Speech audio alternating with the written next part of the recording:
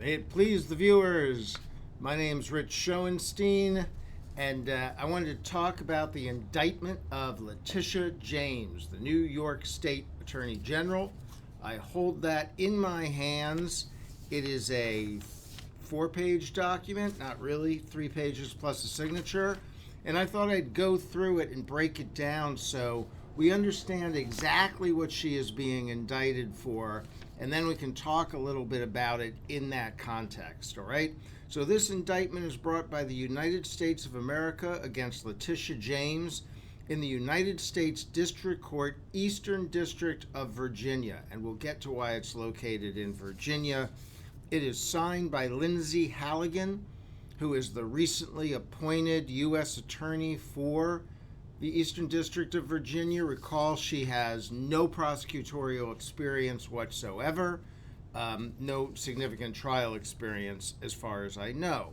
So, what is Tish James indicted for? Well, according to this indictment, she purchased a property in Norfolk, Virginia for approximately $137,000.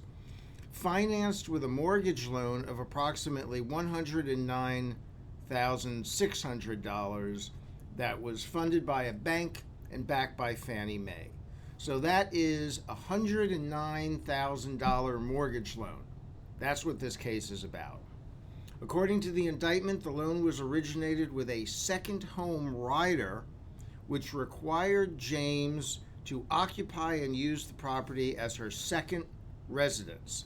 In essence, that Tish James said she was going to use it as a vacation home, and it prohibited its use as a time-sharing or other shared ownership arrangement or agreement that requires her to rent the property or give any other person control and occupancy of the property. According to this indictment, despite that, the property was not used as a secondary residence. It was used as a rental investment property. And the indictment says that by casting it as a second residence, James was able to obtain favorable loan terms. She got 3% instead of 3.815%, and according to the indictment, received total benefits of $18,933 over the life of the loan. So Tish James, the sitting United States Attorney General for the state of New York, is being indicted by federal prosecutors in Virginia for allegedly obtaining a little under $19,000 as a basis of on the basis of fraudulent representations. And it's in Virginia because the property is in Virginia. When I first heard it was in Virginia, I thought, well, that doesn't seem right to me. But of course, if the property is there, I think it actually makes sense. The indictment goes on and says James filed tax forms treating the property as real estate, as rental real estate, claiming deductions for expenses, and that the loan was ultimately acquired by a bank, exposing it to risk associated with the misrepresented loan. What that means is nobody lost any money. There's no allegation that she missed a payment. There's no allegation that the mortgage was underwater. There's no allegation that a bank didn't get what it wanted or that it impacted Fannie Mae or anything like that. The allegation is just that there was a misrepresentation about what the property was for, and Tish James benefited to the tune of $19,000. So for that, she is being indicted for 1 count of bank fraud under 18 U.S.C. 1344, 1 count of false statements to a financial institution under 18 U.S.C. 1014, and 1 count, and there's a forfeiture notice under Federal Rule of Criminal Procedure 32.2 that she would forfeit property and proceeds derived from her fraudulent conduct, including a money judgment in the amount of $18,933. All right, that's the indictment. That's what the case is about. You should know that as you think about this and analyze it and come to whatever conclusions you want.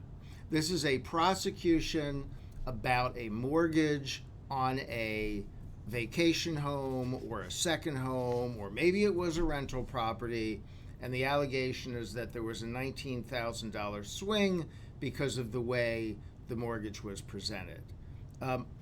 When you're a prosecutor and you're considering a case and you're going through the evidence, you ask yourself two basic questions. Can I prosecute this case? And should I prosecute this case? And it's hard to imagine a reason for prosecuting Tish James over a $100,000 mortgage where everybody was paid, except if there's a political reason to do it. And it's just hard to imagine.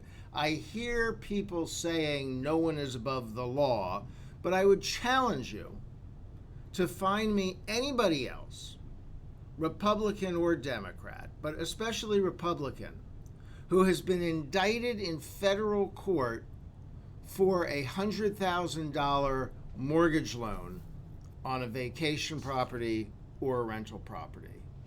Now, I know that the Trump supporters think that he was hounded and harassed and over-prosecuted in between his two presidencies. And I feel that they will point to that, and in particular, the prosecution of Trump Organization, well, the really civil prosecution of Trump Organization in New York, which ended up finding persistent fraud, right? Not one building was bought and there was some fudging with the interest, but a persistent pattern of overstating the value of the property to secure loans and understating the value of the property to pay taxes over and over and over again at much bigger numbers, huge numbers, making it, and involving many people, involving a whole organization, and involving a for-profit business in the state of New York. So that's a much different case. I mean, you cannot compare those two cases. Comparing those two cases, it's not even apples and oranges, it's more like watermelons and raisins. The cases do not compare at all. But even in those cases against the Trump Organization, the Trump people made some basic arguments that make this prosecution seem pretty hypocritical. There was no harm to any banks, was a common argument and theme of the Trump Organization in New York in the fraud case. And if there was no harm to the bank, why are we even doing this prosecution? The designations were predictive. They weren't binding. We were just predicting what we thought the building would do, and we can't be bound to that. You can't find fraud. And I bet Tish James would be able to say the same thing here. Or she might be able to say somebody else prepared the mortgage submission. I don't know how she went about doing this. It does look like she signed some paperwork, so I don't know how effective. But remember, the Trump Organization cases were always trying to argue that there was no knowledge and participation at the top level. And that argument might be available. But it does seem really ironic to me that this administration would go after Tish James for mortgage fraud, given everything we've learned about how the Trump Organization ran its real estate business for many, many years. Is it a political indictment? Yes. Is it concerning to me? Yes, because again, like the Comey indictment, this is something that the president has tweeted about. He tweeted at Pam Bondi to do something about this, and then Comey was indicted, and now Tish James is indicted.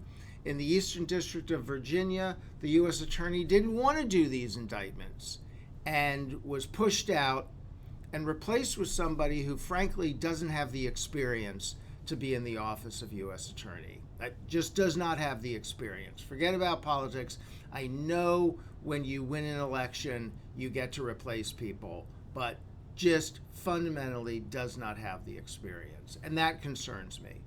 And again, I think if the president or others at high levels take to making public statements about the guilt of the person, that is a problem from the perspective of trying to secure a fair trial for Tish James. She put out a strong statement yesterday.